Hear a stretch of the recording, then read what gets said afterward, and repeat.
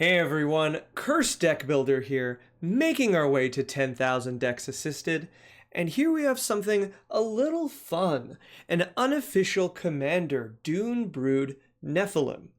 Back in the day, prior to Commander Product, prior to Atraxa, there were no 4-color commanders. And so the 4-color creatures that were printed in the OG Ravnica, and I believe this is Gilpact, they were decided by fans of Commander to be unofficially legendary so that they could play it as a commander and have fun with friends. Now, this deck is going to have backup commanders so that if you want to play this but your group doesn't allow it, you can still play the deck. But personally, I don't have too much of a problem with the Nephilim being honorary legendaries, mainly because they're not extremely strong. I think Dune-Brood by far is the strongest, but I'd have to go and take a look at the other Nephilim again. But they're also really, really interesting creatures, both in art and in function and in lore, because I don't know if you know this, but Ravnica doesn't really have meaningful non-guild lore, except for like before the guilds, the plane was terrible, and I assume the Nephilim are from that time. I don't know why that doesn't mean the Gruul love them, but like, they're just so weird. Why does this make sand creatures? Anyways, all that to say, today we're looking at a deck from Rinacoda, who has graciously supported the channel to bring their deck to the front of the queue. Thank you so much, always, Rinacoda, for supporting the channel. And let me just find their message. They said, "Hi Curse, this is my first draft of a Dune-Brood Nephilim deck with a Tana Timna alternate commander. I'm hoping to get to a point where most of the time I can achieve a turn 3 Dune-Brood Nephilim and connect with it starting turn 4. Any recommendations you would have would be awesome. I'm not too familiar with the best auras, equipment that could help get this get this creature to hit and curve well. And they say if you're celebrating, have a great Thanksgiving. Our Thanksgiving, Canadian Thanksgiving, was September. So you guys are enjoying a nice, I believe, American Thanksgiving. So you enjoy that." And they said congrats on 30K views. Prior to this message, I didn't know I reached 30K views. How fantastic. Thank you so much, everyone. And thank you so much, Rinacoda, for supporting the channel. And yeah, before we get into it, a brief reminder that if you would like to send me your own deck, there's a link in the video description, and while you're there, there's a link to bring your deck to the front of the queue, and of course, the deck list is down there as well. We're coming on to Black Friday, which is, I'm going to try to use that time to upgrade my computer as this one is falling apart. So there's a few things that I wanted to get done with the channel. We'll be getting to that soon. So who is Dune-Brood Nephilim, and why are they our commander leader for a 4-color deck? Well, this deck has quite a bit of power behind it, so we're going to get back to what the deck itself does. But what Dune-Brood Nephilim does is it's a 3-mana, 4-color Nephilim, and whenever it deals combat damage to a player, put a 1/1 colorless sand creature token into play for each land you control. Traditionally, the themes of Dune-Brood Nephilim tend to be around lands and around tokens. Here we're mainly using tokens, and we're mainly just trying to smash face with Dune-Brood Nephilim, and just trying to get value otherwise. With a large collection of lands that we like to play, and a few ways to get them out, we're not worrying too much about ramp. We're just playing a creature that ideally puts out 4 to 5 creatures on hit. I do have a brief thought though. When you're playing this as your unofficial Rule 0 commander, does that mean this creature is legendary? And I know it seems straightforward, but the answer would be like, well, yeah, Cursed, it has to be legendary to be your commander. But I mean, if this is on the battlefield, and I try to target it with a card that doesn't hit legendary creatures, does it still work? Or is it permanently a legendary? If it is shuffled into your deck, can you tutor it with that legendary tutor? Or one of those legendary tutors? I don't know. This is an interesting thought. I think if I was playing, I would not count it as a legendary. I would just say it's a Nephilim and just a regular creature, despite it being in the command zone. But what do I know? Before we go any further, let's take a look at our two backup commanders. I think they're worth considering because one, I really like this commander combination. Excuse me. In CEDH, this is called Blood Pod, or at least it used to be. I'm not sure if it's still like that. It's been a very long time since I looked at a modern Tana Tymna list, but it was a deck that I really did enjoy, and I do really like the pairing. So nice and quick. Tana the Blood Sower is a 2/2 trampler for 4 in red and green, and when she hits someone, you create green sapperlings for the amount of damage she hit for. And Tymna is a 2/2 legendary human cleric in white and black for 3 mana. She has lifelink, and at your second main phase, for each player you hit with combat damage, you you pay that much life, and then you draw that many cards. I'm not going to spend too much time on these cards. They are in the main deck, so perhaps the deck needs an additional sideboard card to fill in whichever, you take Tana and Tymna out. Oh, no, you don't, because the number stays the same. So yeah, no, you just do a full swap. Yeah, that's fine. But Tana and Tymna are just very powerful creatures, especially Tymna the Weaver. If you've never had the pleasure of playing with her, she is incredibly strong, and she is on my collection of really good black or black-white card draw engines with Brina and Gix as other versions of these cards. They're just so good. All right, let's look at the deck itself. And this deck I would consider to be pretty high-powered. We talk sometimes that when the deck's strategy, especially its creature-based strategy, isn't particularly strong, people tend to compensate for it with their non-creature cards.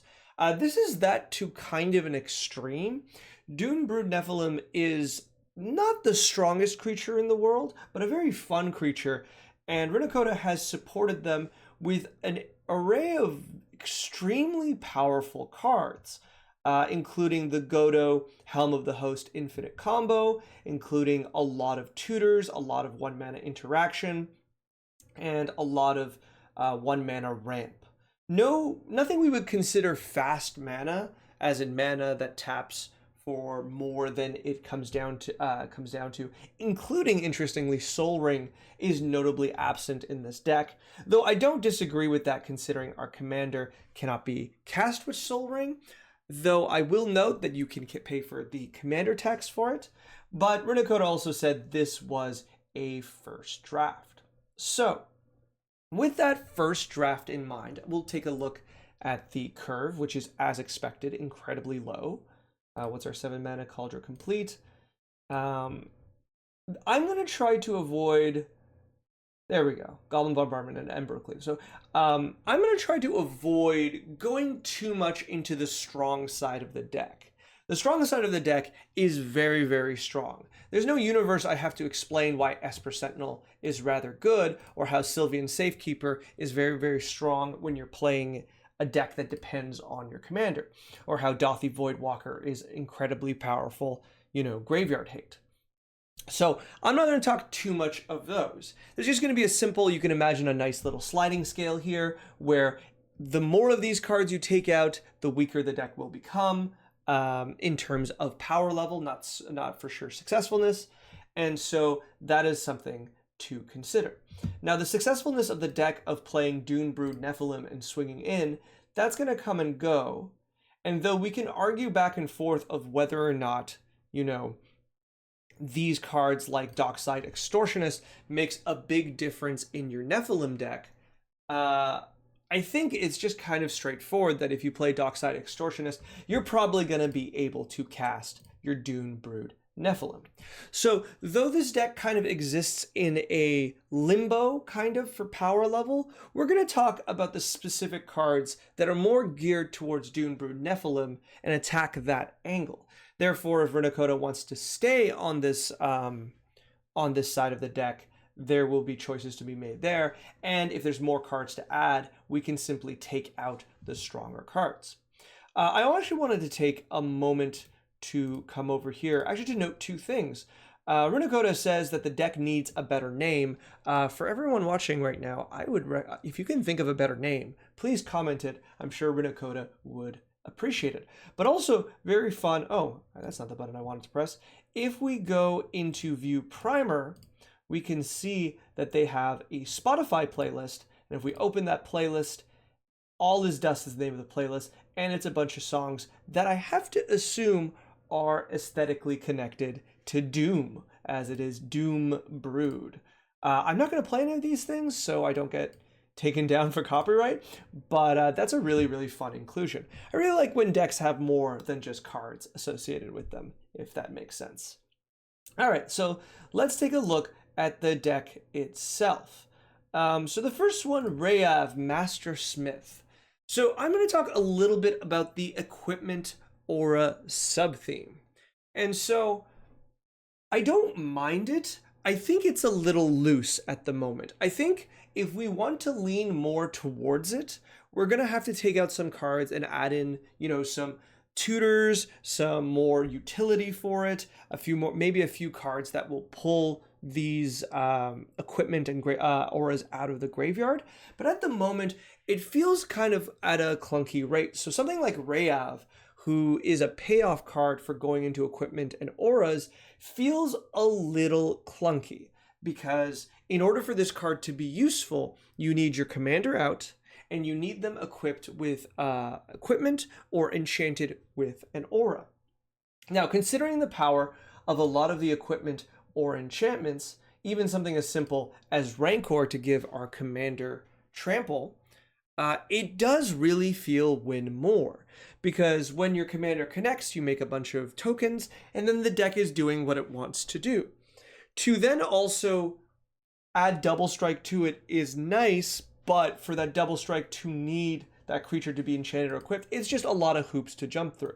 For a creature that itself is just a 2/2 for 2 mana creature in 2 colors in a 4-color deck, feels rather clunky, I would say. So with that in mind, I think I'm a little keener to cut this, but if you are going to lean even further into equipment, into the equipment sub-theme, I will let you know what to, that you can go back and put it in here. I'm just pausing for a second because I'm noticing I haven't actually suggested more than one equipment or attachment. So maybe after the fact, if I notice anything that I haven't thought of, I will add it. But honestly, a lot of the equipment is rather good.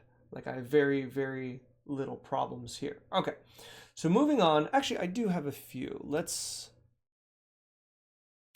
I'm going to make a note for myself. All right.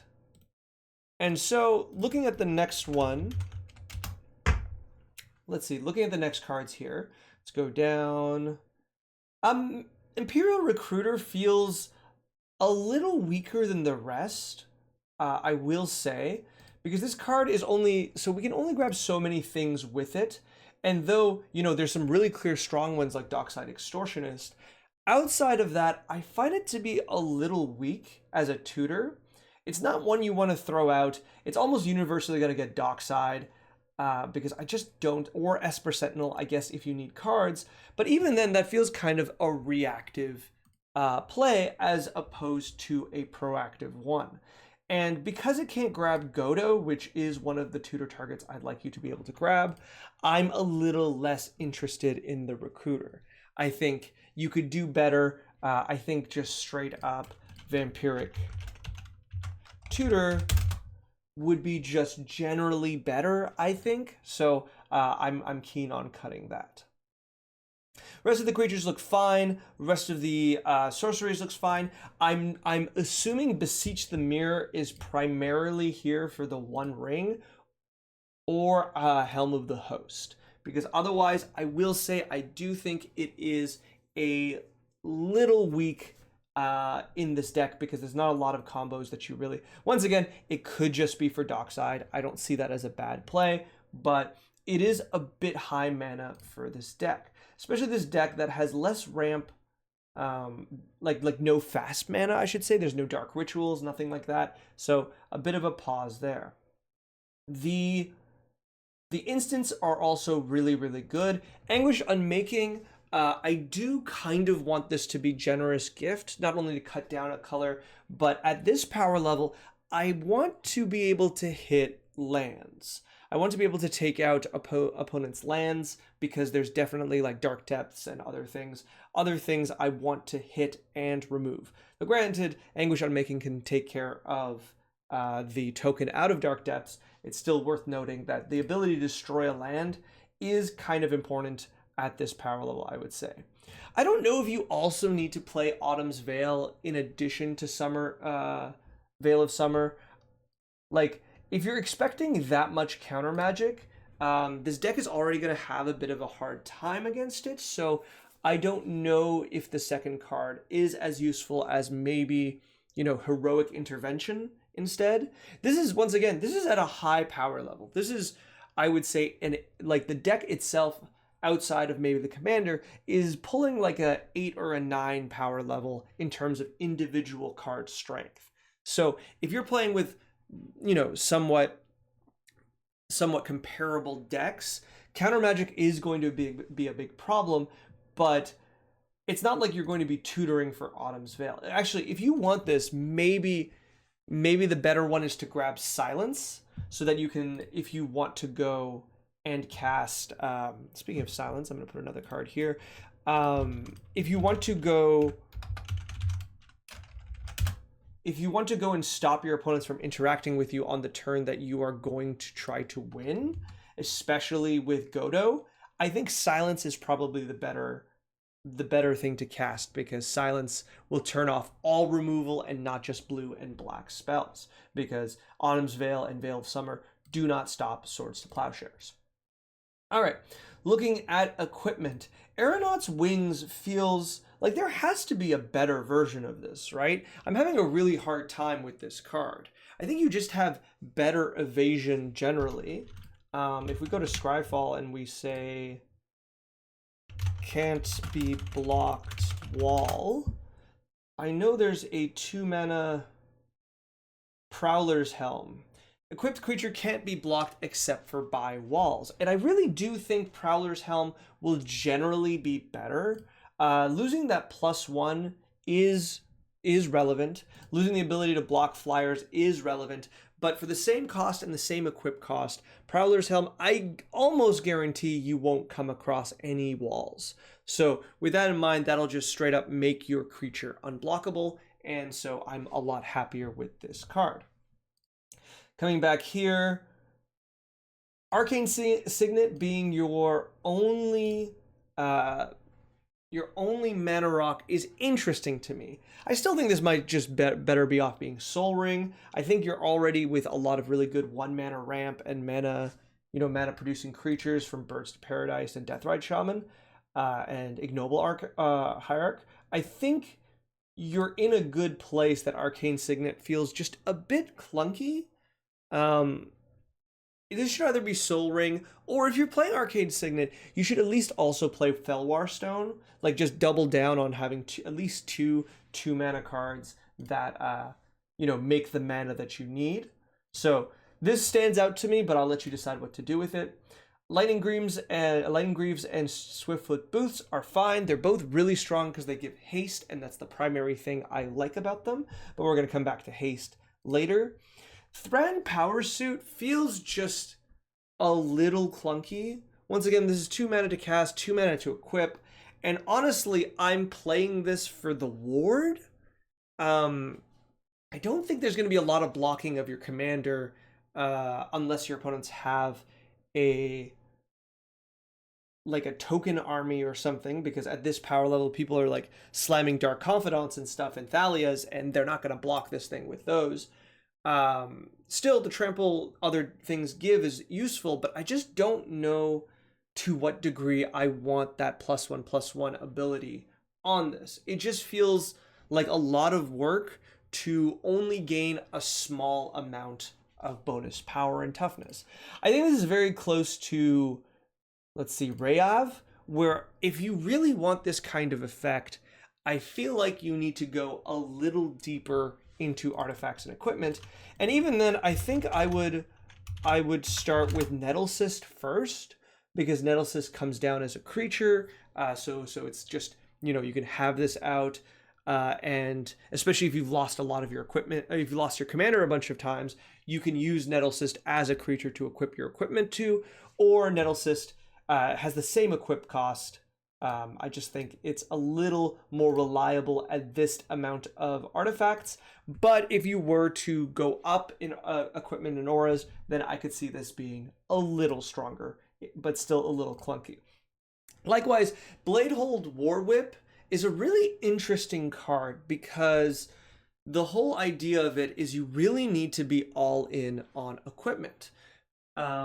Not only does this mean having a high amount of equipment because, reducing the equip cost of your equipment can be really, really useful. For example, making Swiftfoot boots cost 0 to equip, or turning the Thran power suit into 1 to equip already is a really big boon. But the other half of this, you really don't want to pay the 5 on this, right? You want to cheat this equipment. So you want things like Pure Steel Paladin, Sigarda's Aid, a few other equipping abilities that allow you to, like Forge Anew and stuff, that allow you to immediately attach this to your commander, because obviously you want the double strike on your commander. You don't really want it on the 2/2. But this still needs just a bit more of an investment. And maybe that's more where I should be telling you a lot of the cards that you can put into, but still with that in mind, it's just a slight, you just need to be able to go more all in. And right now this is just tuned too strong to really benefit from these kind of cards. All right, Sword of Feast and Famine is incredibly good at this power level because it allows you to untap your lands, which I really, really like. Sword of Vengeance should probably be one of the other swords of, let's see, let's just put swords of, sword of, sorry. So we're going to get a lot because they've made so many different swords of these days. But the ones that I would look at is Forge and Frontier. Let's just take these out. Hearth and Home is cute, but I don't... Protection from White is kind of relevant, so I'll still put it there. And where is... where's the red-blue one? Did I forget what it was called? Fire and Ice, yeah. So if I were to say... get some other swords of, Fire and Ice is strong because it draws a card, and dealing 2 damage to any target allows you to ping down some really strong creatures. Forge and Frontier is really, really interesting as it allows you to pseudo draw 2 cards off the top of your deck, and in addition it lets you also play an additional land. I really like that. Hearth and Home is nice because it allows you to allows you to ramp and bounce your creatures, and you have certain creatures that you really like to blink. So Hearth and Home can be good for that and is rather cheap, honestly, whereas this has gone down in price too. That's not too bad. So, and Fire and Ice always maintains a really high cost, so it's a harder thing to consistently, suggest, but Forge and Frontier and Hearth and Home, I think you would have a good time with those. Reaver Cleaver feels close. That's a lot to equip. 3 mana is a lot to equip to something, but the upside of it is very, very high. If you can get this into play and then equip it and get at least 1 attack in, let's say it's not blocked and you haven't pumped your commander, that's 4 treasure tokens. That's the cost of the commander, or the cost of the equip and more, which is really, really nice. And if you get another hit with it, I think it's rather good. But once again, without an immediate way to equip it, which actually at this point, I might as well put them on here. Let's see, that would be Pure Steel Paladin, and I would say at least Forge Anew. Sigarda's Aid I think is less important, but Forge Anew is really, really good here. And Pure Steel Paladin obviously is very, very strong and has dramatically dropped in price from when I bought them for my deck, so absolutely grab a few if you want to play equipment. All right, looking down here, Whisper Silk Cloak. Though I do really like that art, don't get me wrong, I really don't like this card. It's strong, but it's also really clunky, I think. I mean, I just told you to play the Reaver, and that's because my I have two problems with this card. The first one, it's a lot to cast and equip, though I just said that you can keep a card that's more to cast and same to cast. Well, more if you include the color, and more to equip. So that's not a good point right now. But the other thing I don't like about it is that it gives Shroud, and Shroud prevents other cards from equipping to your creature. Now you might say, well, Cursed, you said Lightning Greaves was good, so why, and that gives Shroud, so why do you have a problem with this? But Lightning Greaves gives haste, and I find that to be a lot more worthwhile than unblockable. I think a lot of times a trample function will make your creature pseudo unblockable, so you're really just playing this for protection, and if that's the case, I would rather another hexproof equipment over this, or a hexproof spell, or just honestly another protection spell from here, because I just find that to be a lot more versatile than Whisperspell Cloak. But that is also a bit of a personal vendetta, so I will leave that for you to decide. Helm of the Host, I can't say no to because it's just a good card, and it's an infinite combo with Godo, the Bandit Warlord, so no problem there. The One Ring is particularly strong here, and is particularly strong in general, so no problem against that. Go ahead and play it. It's gone dramatically down in play in Modern, but I imagine this price is going to stick for a very long time. Bolos' Citadel is weird. I don't know why it's here. I don't see it. I think you don't have a way to combo through your deck. You have a very, very high amount of lands, and though there are ways you can kind of play multiple lands a turn, I still don't think this is enough. You don't have the means to sacrifice 10 non-land permanents. More, I guess the the sand creatures are gonna work, but only one. Like, it just feels clunky to pay a 6 mana for that effect, and with no reasonable way to gain life, I think you're gonna burn out from this. Like, if you play this and your opponents just pressure you, you're going to stop being able to cast spells off of the top with this. So I think it is worthwhile to probably cut this. Cauldron Complete is really interesting. I have to add an addition on my side when we get to my additions to make this better, but I think this is fine here. Finally, the enchantments and auras are pretty good. Draconic Destiny feels a little clunky. Notably, I like this a lot more on Tana than I like it on our Dune-Brood Nephilim, but I do think this is fine. I think there's going to be a lot of times, like, we're really casting this for that last bit. Like, haste, flying haste, so evasion and haste, the 1/1, who cares? The fire breathing, who cares? The dragon type, who cares? But the other thing is the fact that it comes back to our hand is really interesting. But I'm going to suggest that that's not going to happen a lot. Namely because this, like Rancor, is dependent on your creature dying. No, Rancor goes into the graveyard. Sorry. My mistake. So Draconic Destiny requires your creature to die, which not only is against things like Swords of Plowshares and Path of Exile, which are commonly found at this power level, and most commander decks. This also is like bouncing. This is also any form of, blinking, anything that would momentarily, like if your creature is given protection from a color, Draconic Destiny, such as by your swords or something, Draconic Destiny falls off and then does not go back to your hand. But I also think, your creature being removed, actually your creature being removed in response to this being attached is also going to stop this from triggering. Same thing with this being counterspelled or anything. Though that works on Rancor too. I just think that plus the 3 mana makes this really suspect for me. It's an interesting card. I like it on Tana, but on the Dune-Brood, I feel like because it's so much mana to... I guess they're the same mana. I don't know. I'm having a hard time with this card. I'm going to say I don't like it, but keep it if you'd like. Finally, Divine Visitation is noteworthy to me. I think I would prefer this to be our my goodness, Crusade, Cathar's Crusade.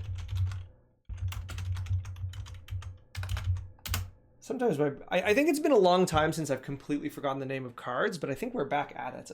I come back from a honeymoon and I've forgotten everything. So the reason I will prefer this to be Cathar's Crusade is for two reasons. The first reason is that I find at this power level, I expect you to maintain your triggers. I can tell people all the time that Cathar's Crusade is really, really difficult to resolve, but if you are at a high level of play and decks, then that wouldn't stop you, right? That wouldn't stop you. That's like saying that Chains of Mephistopheles is a difficult card to resolve, but once you hit a certain power level, the people there know how to resolve it and will be patient enough to do it. So that's why I'm going to suggest Cathar's Crusade. And also, very, very obviously, I do prefer it because it triggers off of your other creatures and your other things that you might do. So Divine Visitation. How does Divine Visitation work? Divine Visitation works with the idea that each of your sand creatures get +3/+3. So they get, let's just imagine them as getting 3 +1/+1 tokens and flying. The flying is sadly irreplaceable, but if you are making more than 5 sand creatures or more, actually 4, right? Because it's 3. So 4 sand creatures or more. So if you have 4 lands, which by definition you will, Cathar's Crusade will be better because your creatures will be coming in with 4 or more +1/+1 counters, which will also go on your commander. But I also particularly like this because they will also go on your Arbor Elf, which I think is a lot more noteworthy because you need to turn some of these creatures into actual threats. So I do really like Cathar's Crusade much better than Divine Visitation here. And to be honest, most of the time. Like I said before, my main problem with Cathar's Crusade is that it's very difficult to resolve. Okay, I feel like I've been going for a while. Let's find out how are we on time.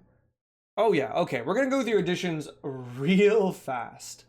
What I'm gonna do is I'm gonna make a, let's see, make a new window so we can lose these extra cards and just go into my additions that I've prepared for this.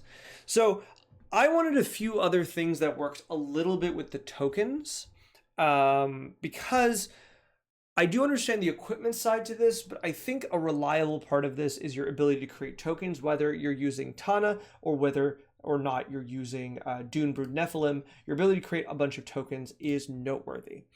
And I wanted 2 things that work with them regardless of, you know, if your commander's around for long, but Corpse Knight and Impact Tremors both allow you to take that damage that you are creating, or sorry, the tokens that you're creating, and just straight up do damage across the board with them. Both of these, I like Impact Tremors more because Corpse Knight dies to removal, creature removal, but Impact Tremors and Corpse Knight allow you to turn one attack where you do, let's say, 3 damage with your commander, and let's say you have 5 lands. That's an additional 15 damage off of your tokens, which is really, really impressive. 5 to each opponent. That really does speed up your clock dramatically. I also like Corpse Knight, though I've suggested you take it out, is a card that can be tutored off of Imperial Tutor or other tutors, and Impact Tremor, of course, can be grabbed with Enlightened Tutor. I do particularly like that. Let me see. These are going to kind of be all over the place, and I hope that's okay. Yeah, let's just go in the order I put them. Right here, unsurprisingly, I'm going to suggest Concordant Crossroads or Mass Hysteria.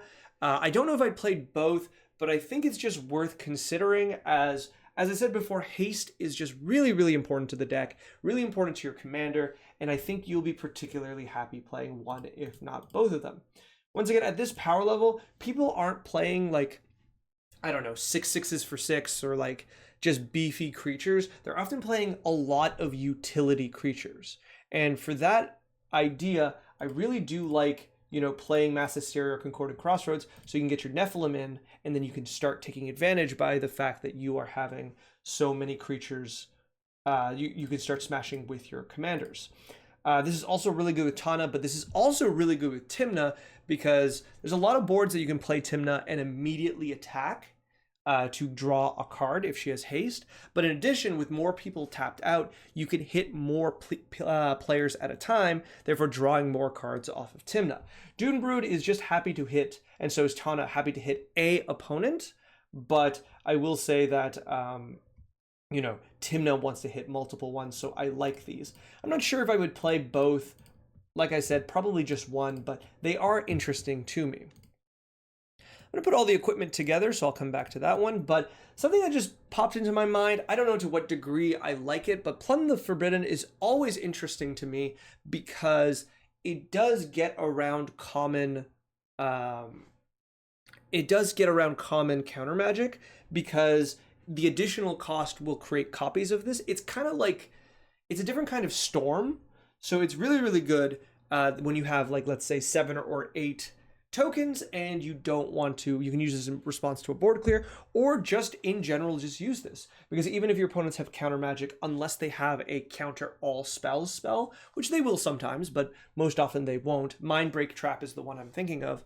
Plumb the Forbidden is just really good because you should be able to draw the 6 or 7 cards, minus 1 or 2 in the event that 1 or 2 are countered, right? This is a pretty good spell. It does only work with having a large amount of creatures, but I still think it's rather good. So I would consider that for sure. Now, 2 cards that generate tokens. This one's more fun than the other one. Slimefoot and Squee are just really interesting cards to me. I think their Titan style of creating a Saproling on ETB and attack is really, really nice. And I don't mind you having just another way to attack opponents. This combos with Tymna really, really well by giving you additional attackers to take advantage of the Tymna trigger. But I do like the reanimate side of this in the way that if you can let your Dune-Brood just die, and then you can bring it back, or you can bring back some of your really strong cards, whether they be, of course, Dockside Extortionist, Dothy Voidwalker. Any of these cards are generally going to be really happy to be reanimated. And though we might say that our main kind of interaction at this power level is exile, they will run out of exile effects, and you can use Slimefoot Squee that way. This also prevents your opponents from proactively killing Slimefoot and Squee. People tend to be really suspicious about blocking this creature for obvious reasons, so you can usually get attacks in pretty easily. And then if they use Path to Exile on Slimefoot and Squee, you're generally happy because that's one less removal targeting your commander. So I do like this card. I think it's an interesting inclusion, especially with the fact that it also creates a little bit of creature tokens, which I think outside of your commander, you kind of struggle to do. The other one is Field of the Dead, which I thought was very, very noticeably absent here. Field of the Dead is going to be very, very good for you as a token producer. You can crop rotation into it very, very easily. And then at a certain point in the game, you're just going to get tons and tons of tokens out of it, whether that be for triggering Cathar's Crusade or just generally smashing face. You'll be happy with that card. All right, here's my equipment things. The first one I just really like, Explorer's Scope. I think you're playing, I believe it was 37 lands. Yeah, that's a good amount of lands for Explorer's Scope to trigger almost half the time. And with that in mind, I really do like this card. It's one to play, one to equip. Every attack, you get a chance of putting a land into play. And since this is on attack and not on damage, you're pretty happy to let Dune-Brood attack with this for the chance for it to create another sand token. But the other thing that works really well on this is because it's an attack trigger, you can just throw this on a token, not particularly care what happens to the token, and just send it out. The triggers will always make you happy, and you'll always be glad to get a land off of it. This is one of those cards that I'm really surprised isn't played more. I think it is a very, very strong card. All right, Sword of the Animist. This is one of the swords of that I skipped over when we were looking through it because I think this is really, really good. I note that it's cheaper than I remember it being. Maybe I need to pick up a few. I find this card in any equipment deck to be kind of essential, but generally good to at mid-range power decks. It is 4 mana to play and equip, but once you attack, every time you attack, you get a basic land tapped. And that is rather, rather good. So I think this is an easy inclusion, especially the more you go into equipment, the more the stronger this gets. At a certain point, this gets less good at the power level you're playing, but considering you wanted powerful equipment, this is one I'll tell you right away. Of course, if you're playing Sword of the Animist, Bitterthorn, Nessus Animus is the other one that I really, really like. This one is very, very similar, except for this. Yeah, they're both attack triggers, which I really like, except for this one comes with Living Weapon. So I mean, I don't want to say it's just objectively better, but it feels pretty close to being objectively better. It is 1 mana more to play, and I think the same mana to equip. No, 1 less to equip. But the fact that you're not paying the equip cost, I think it's pretty big. I really do like this card if you can play it. I do like that it's also like shaped like a sword, what I assume the sword is supposed to look like. I really like this card. I think it's very cool.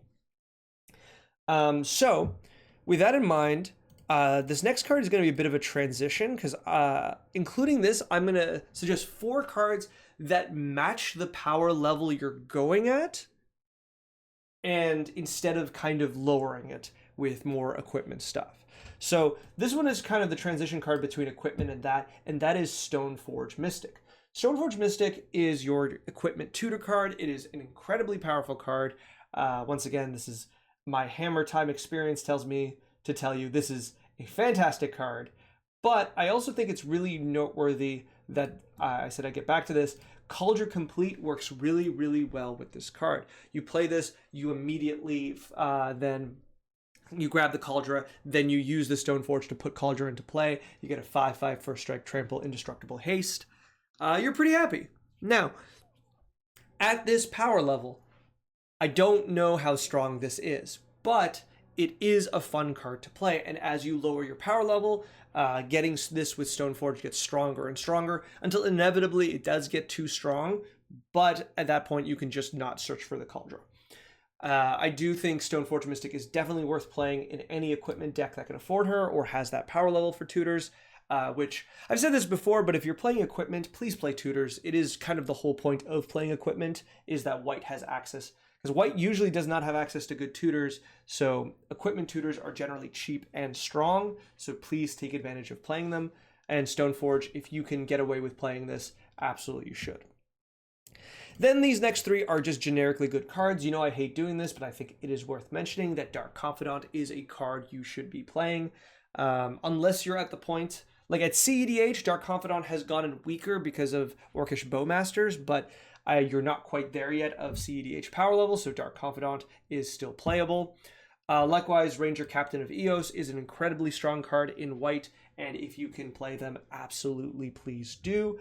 Almost universally, you'll be grabbing Esper Sentinel out of that, but there might be universes that you can grab Sylvan Safekeeper or finally Deathrite Shaman as other options, but this card is really good. The ability to sacrifice this on your upkeep or on your main phase to then start your Godo combo is really underrated. It is, you know, if you're playing the Godo combo, you might as well support it with a few extra cards. And then finally, I think almost noteworthy missing is Smothering Tithe. It's just been reprinted. If this number is true and you can get it for $15 American, please do. It is such a strong card. All right, and I think that's where I'm going to come to close on this deck. We're almost at 45 minutes, so I'll try to make this quick. But I do like the deck. I think it is trying to figure it. You said it's a first draft, so I think it's, you know, it's evident that it's trying to figure itself out at what its power level is going to be. I think either if you're using Dune-Brood Nephilim or you are using Tana Timna, you will have a lot of fun and a lot of success with this deck.